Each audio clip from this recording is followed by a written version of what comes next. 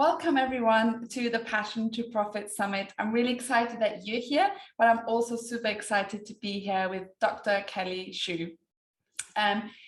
It's all about wealth, abundance, money, and community as well, which we'll get into a little bit later. And I'm really happy that you're here. So thank you for taking the time and speaking to us today. To give you a little bit more background about who Kelly is and what she has done and her journey, I'm just going to introduce you really quickly to the audience. So Dr. Kelly Martin Schuh, the Wealth Alchemist and Yahoo Finance top business coach in 2021. Congratulations. Thank you. Is an Amazon best-selling author, speaker, business and wealth coach for heart-centered female coaches, consultants and soulpreneurs. In 2009, she pioneered the sacred sisterhood of Pink Tent International, which is now over 14,000 women strong, the first women's online community of its kind, well before the Me Too movement. Her body of work in healing sacred feminine sexuality includes being featured on Jamie Foxx's Foxhole Radio, Pop Sugar Magazine, Empower Her, Fox 31 TV, and Channel 2. As the founder of the Queen of Worth Sisterhood, she is igniting a movement of female entrepreneurs who are committed to embody and experience the true wealth and abundance they deserve. And I think that's such a big topic that I think a lot of women and men are interested in, but I know your expertise is especially around the feminine energy.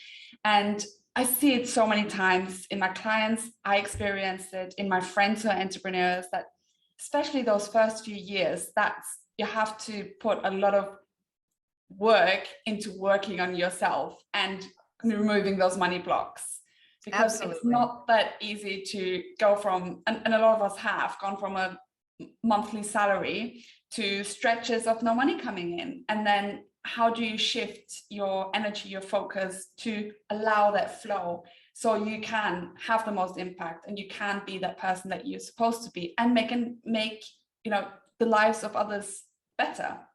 Yes.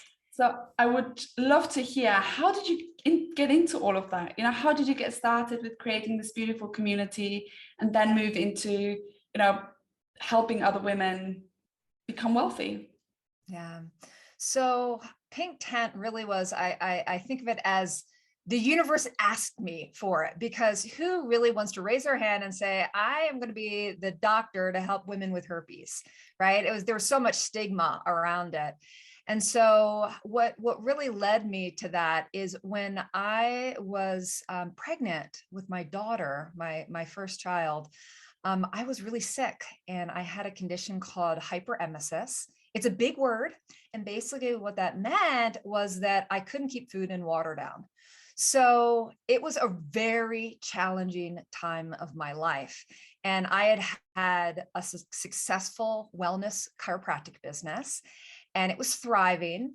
And then, so when I was pregnant, that morning sickness of just wait for the first 3 months, it was not like that for me. It was like month 1, 2, 3, 4, 5, 6, like it kept on going. So I sent all of my patients to a colleague of mine. So in essence, we went from a dual income family to a single income family overnight with this major, challenge of mine. And truly what happened was I can remember going and having to use the restroom several times a day. I basically lived in our bathroom for several months. And if it wasn't my bathroom, I know every bathroom in Boulder, Colorado, wherever I would go, I knew where to beeline it, And so it was during that journey. And I remember a moment literally, and I was so sick and I was so weak. And it's funny that the name of the toilets, I'll never forget it, it's church. So I was at church, right? And I was getting sick again. And I'm thinking, how is this little baby growing inside of me? And you really start to question, when everything stops, your only choice is to surrender. And in that moment, I realized it was like divinity. I knew that I was meant for more. And let me reframe that. I was meant to serve more people. I knew that I love chiropractic, but how many people could I adjust with my hands per day? And so I had this this awakening of, I want to serve more people. So the next thought that came to me was, well, there's this thing called the internet, and I could reach so many more people with the internet. And so my next thought was, maybe I can write a book. So it was from that like moment of, I'm here to serve more, and I didn't know how. And at that point, I didn't even know it was going to be around women and herpes. But what I did know is I wanted to serve more people. And I had a history of people coming to me in my practice, and when they would write, check off the health conditions, if they checked off herpes, I would always inquire, and just seeing so many women over the years with this thing that nobody talks about, struggling. So that was the insight, the moment where I started really thinking about this. Which is interesting that you had already been led to this point in your career as well. So you had already been asking these questions before you even knew that was something you were going into, without realizing what you were doing at the time. Exactly. And I love that you're saying, like you didn't know how it's going to happen, but you just started somewhere and like, oh, maybe I'll do this, maybe I'll do that. Then it all started to evolve. Because I think often, and I see it a lot in my clients as well, it's like, you make it out such a big thing. I want to start a business, but it feels like a big thing. But when we just break it down and go step by step and just start somewhere, this one step after another reveals itself. We don't need to know how, we just need to trust that inner pull that we have and see where it takes us.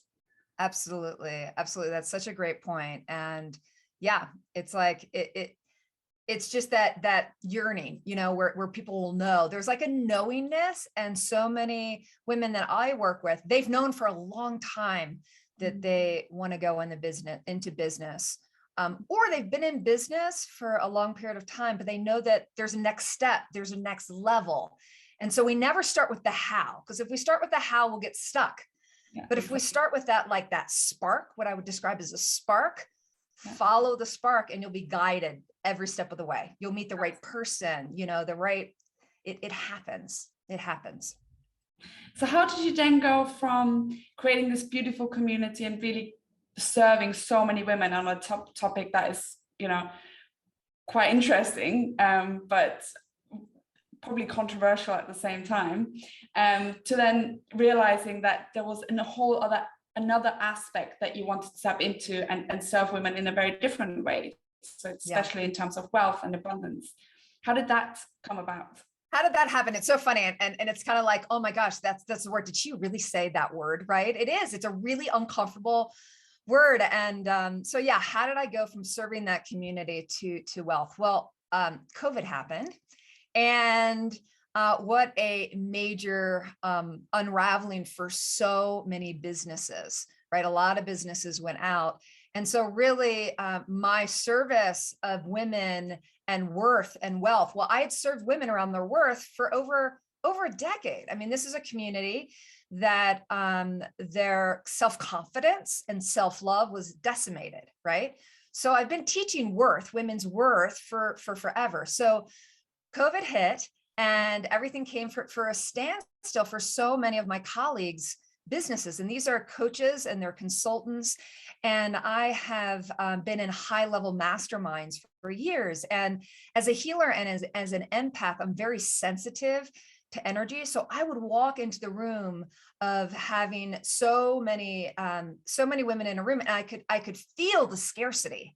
I could feel the scarcity. I could feel the struggle.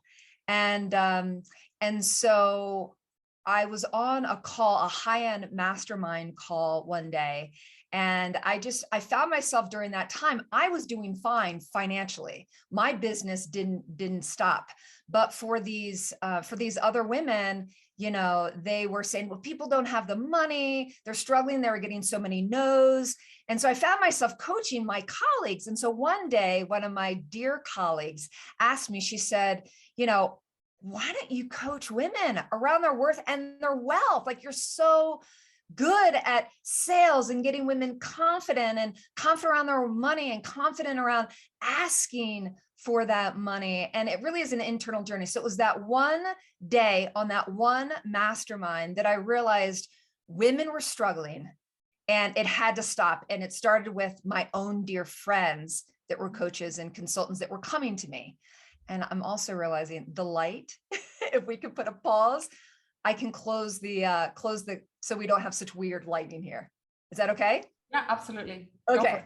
Yeah, because that I forgot to close that because the sun hadn't really risen yet. This is where pre-recording is nice. Exactly. That's why I've got my tricks. There we go. So that should be good. That should be good. Yeah, I was like, it was bothering me. Do you want me to like, because the light was weird and shifted? Do you mean to? I only noticed it when you pointed it out.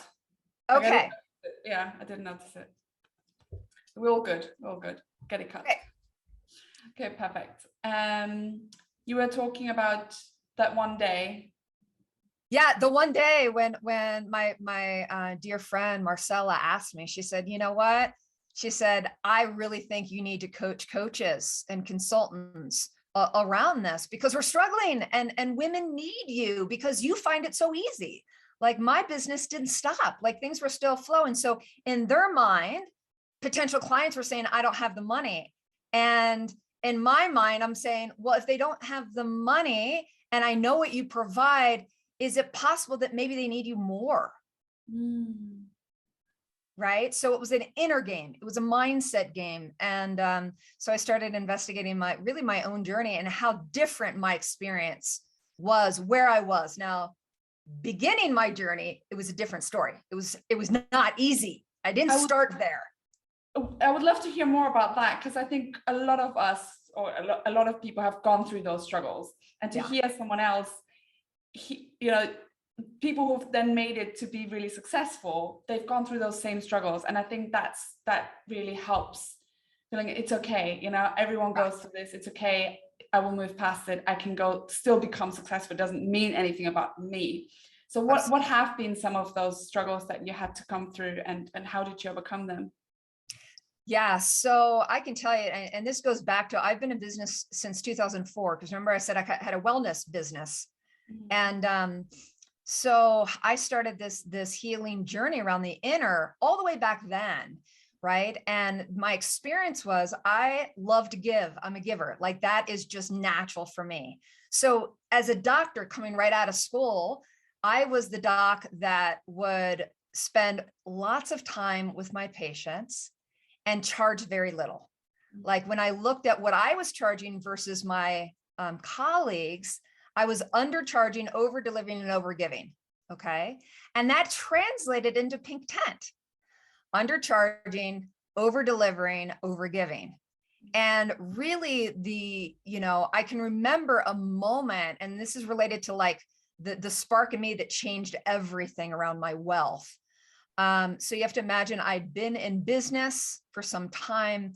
It was, I had a 5-year-old daughter, and we were broke. We were broke on the money that I was bringing in. And in fact, we were challenged paying our mortgage. We live in a beautiful home, a multi-million-dollar home. And during that time, it was really hard, and we kept on putting money back into the business, right? Because my husband was doing quite well in his business.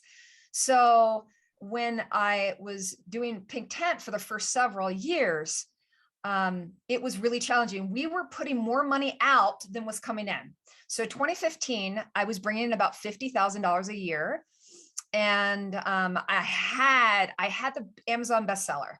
I had the community. I had the results, but my bank account, as I said, it's like by the time I paid, I had 2 coaches at the time. I mean, it's just, I think of all the expenses back then. And we were at a point, my husband said, you know what, something has to change. We can't do this anymore. We're fighting about money, and we have a beautiful relationship, but it was stressful in the house. And I was $130,000 in debt. So like, let that land, like, oh my gosh, And so I had hired yet my 3rd coach. And I'm thinking, and it was literally an ultimatum. My husband said, like, if we can't get this to work, you need to go back to chiropractic. And I love chiropractic. So it wasn't like an ultimatum of like, I wanted to quit or I didn't like my old business, but it was a wake up call because I had so much passion. And I remember that day It was a fall afternoon. I was in my backyard, and I was receiving coaching from my coach, who was a newer coach. She was the one that was going to make all the difference, or else I'd have to quit. And she's like, you know, you totally, your price point, you're totally undercharging. I think you need to double your rates. I was like, double my rates. So what do you think my first question is? Double my rates. Like, how would you respond? I'm curious. Like, how would you respond if you had a coach who was like, double your rates? Like, boom, Okay. now, not tomorrow. Most people probably say, oh, I'm not going to have any clients who are willing to pay that. Exactly. There's no way. Who's going to pay me double? And so she really challenged me, and she said, well, what's your alternative? What's your alternative? Like, you either need to like make a major change, or it's, you know, there's the real reality of like, go back and go back to chiropractic. So she challenged me. She said, well, do it for 30 days. What's the worst that can happen? I was like, no one signs up. She said, great. Can you handle that? No one signing up for 30 days. I'm thinking, oh my gosh, I'm taking the mortgage and the payments and the this and that.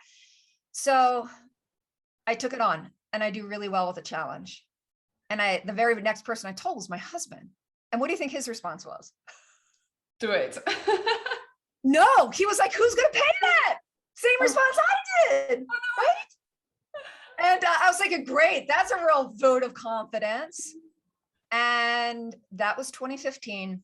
I doubled my rates. And the very next thing I needed to do was work on the inner game, because if I didn't feel worthy of that, she was right. No one would sign up. So that was the year I tripled my business. And so it wasn't just doubling my rates, because if you double your rates but don't have the infrastructure to do the inner game, people won't buy. There needs to be what I call an energetic resonance. Like, I am worthy of that and more of that, because I'm going to give you even more of that, you know? And it's not about the money. It's about what you're able to provide. And so the women I work with were like me back then, undercharging. And so the next step is like raising the rates and doing the inner work. And that was the game changer. That one day, that one challenge, and life was never the same. It's funny how sometimes it's like, it's often a decision that you make rather than tactics or tools. It's a decision that you decide, okay, this is it. This is going to work. And this is what I'm going to do. Whatever happens, I don't care. This is it. This is it. This is the metaphorical. This is the firewalk. This is it's got to change, you know, or else. And so it really was that external pressure of like, you won't have a practice if something doesn't change. So yeah, I stood in that, and and that now is the infrastructure, the beginnings of the infrastructure. What I did in that year of the internal journey is the infrastructure of what I now teach women, which is a lot of the internal journey. Awesome. So when did you then realize, you know, you were going on this challenge of the 30 days? Yeah. And even also kind of the, you know, you were doing the pink tent for many years while struggling. Yes. How did you kind of go through that and not be drawn back to, you must have had a strong inner drive to say like, no, this is gonna, I have to pursue this, I have to keep doing this, even though you liked the chiropractor field as well. But what kind of helped you through that to kind of keep going even when times were tough? What made the biggest difference and then also to help you through that challenge? Yeah. So, you know, what helped me through, I would say, I mean, it was a number of different things, but I would say having a support system. And what I mean by that, and I look back, and even in 2015, my support system is very different than it is today. I am more resourced than I've ever been. And that's a sign of wealth, like having people that are like rooting for you. So what pulled me through, honestly, I'm very, and a very emotional being. It's the women's stories. Like, I remember a woman sharing with me, she had my book on her coffee table and pills to end her life. And she said, and I'm getting, goosebumps. You know, it's like, when you know you're here to make such a difference, the money doesn't matter. right? So if I wasn't successful, then all of those lives that I was here to touch wouldn't be touched by my message. So I would say it was the women's stories that pulled me through more than anything. And when you have that purpose that's bigger, it's so much bigger than you. It's that like knowing in your bones, I'm meant for this, right? And I had that when I was poor. So that was like, and it was the ultimatum of like the reality of we couldn't be a single income family, like to have the lifestyle that we were living. And so I wanted to provide for my daughter. But some of the inner game work is, as soon as my coach challenged me, I created what I call now the worthiness triad. And this is a triad that we help women with to really define, like, so if it were in 3 steps, the first step is dream it, right? And then it's a matter of being it. Like, who do you need to be, right? And so that's what the worthiness triad does. It actually like charts out like a blueprint, like who do you need to be to have that life, and then live it now. Like begin to live it now, like live the abundance now. So when things get rough, I'll tell you, the number one thing I do is I lean into the vision and the people I'm here to serve. And that's even today. And now I have this community of amazing women. Back in my pink tent days, I was still a lone wolf. And now I have community. And so if you don't have community, this thing called entrepreneurism, there's like, it's a different language. It's like, and if you don't have people that are speaking that language, like your family, they love you, but do they get you? Yeah. That's a distinction. And so being wealthy is also, it's relationship building. Absolutely. And like Jim Rohn says, you become like the 5 people, or the average of the 5 people you spend most time with. Yes.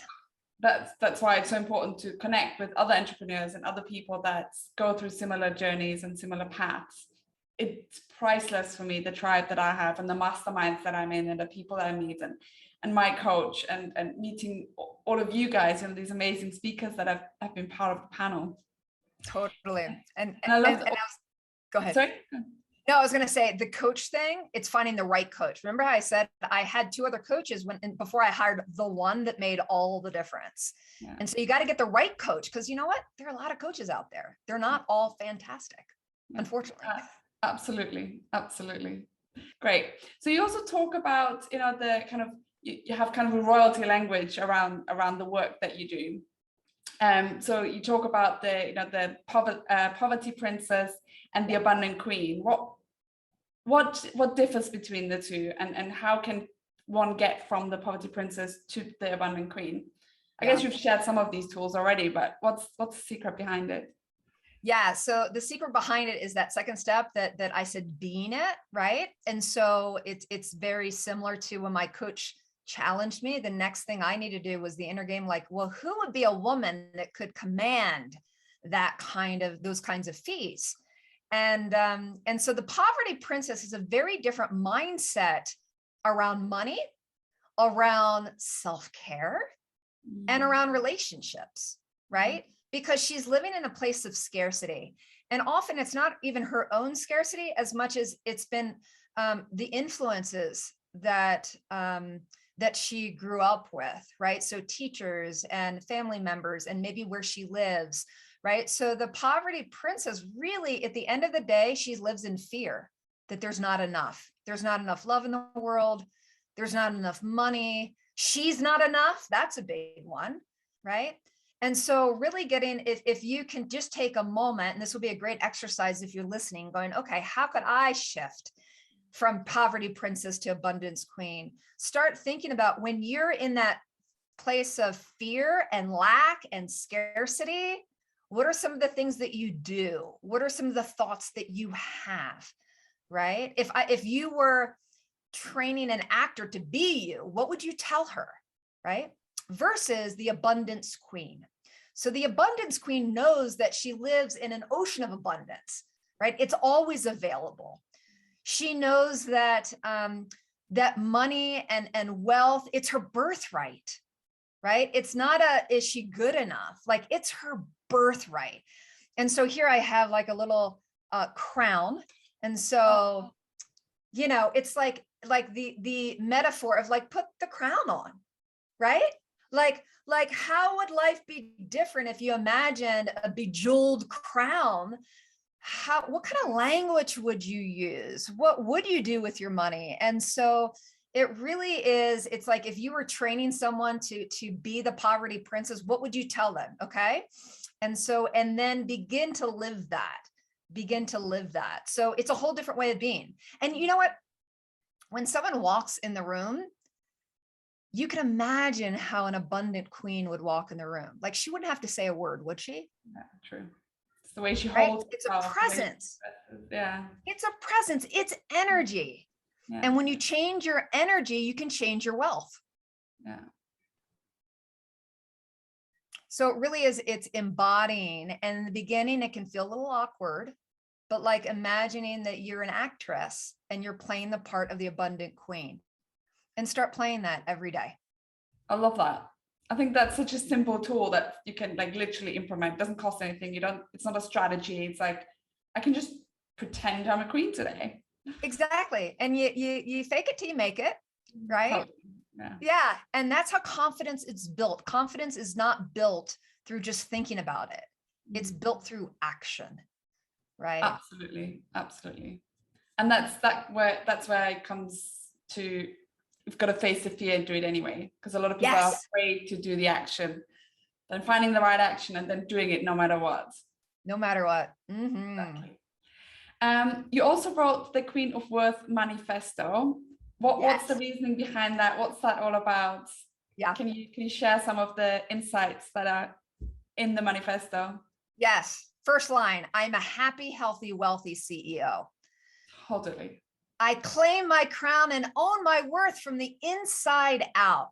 So anyway, it's these statements of ownership, and it was built around, after having worked with women for so many years, around those limited beliefs and turning it into the positive, right? Another statement is I unapologetically live from a place of abundance. So it's like, as women, we have that belief around, or many women have the belief around like, well, it's not fair. If I'm abundant and there are people that are starving, that's not fair, right?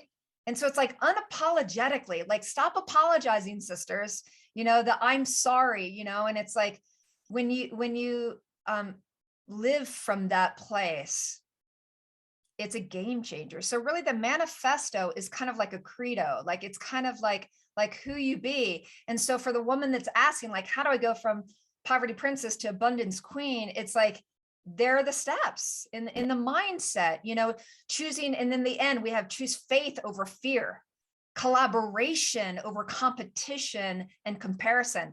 Like, ladies, we have to stop comparing ourselves, because you are a unique entrepreneur. Nobody else is like you. Nobody else can provide what you can provide. So anyway, it just helps us to like claim it. And still to this day, I read it and it's like it has an activation in it around being a queen of worth. And that activation is energy. And so it's something that when my women in my community, we gather, we start our meetings by like reading it. So it's a way of being. It's a way of being. And so it's a roadmap that I created for women. So they can read it every day. They can read it before a sales call, when they forget, especially when they forget who they be. How can you get hold of it? Yeah, that's great. I just realized that probably the easiest way to get it would be to join my Queen of Worth Facebook group, because in joining the Queen of Worth Facebook, we got to start teaching you how to be a Queen of Worth. And so part of joining will give you that Queen of Worth manifesto so that you could print it out, put it in your office, read it every day, and start owning that activation. Absolutely. And it all comes through, you know, repetition as well. Just because you read it once is not going to make a huge difference. But if you read it for 100 days, that's probably going to shift some stuff. Absolutely. I still read it and get value from it. So maybe in reality, maybe I wrote it for me first, right? Like as leaders, we have to like live it first. And then, and we all rise in community. So even to this day, I'll read it and you'll kind of feel like, oh, wow, I needed to hear myself say that today. Beautiful. So what would you say to someone who is just starting out on their entrepreneurial journey, facing a ton of struggles, or even, maybe already doing quite well, but they're really ready to take that next step? What would be your best advice? Best advice. Oh gosh, there's so much. I honestly would not be here without a coach. Let me just be real. And I have hired coaches and worked with coaches for a long time, and it fast tracks you. Right. And so, because we can't, as a chiropractor, I used to tell my patients, they'd say, gosh, Dr. Kelly, I wish I could just adjust myself. Why can't I just adjust myself? And I'm like, wouldn't that be cool if you could just adjust yourself? And the next thing I would say is, can you tickle yourself? And they think, they're like, no. And I've yet to meet a person who can tickle themselves. And so what I mean by that is that there's something, we're not meant to be on this journey alone. And so a coach can see something that you can't see. It's in your blind side of it. Like, you can't see what you can't see, what you can't see. You can't tickle yourself.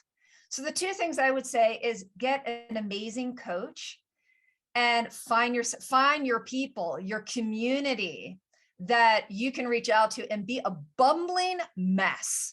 Cry your eyes out and they will hold you in sacred space.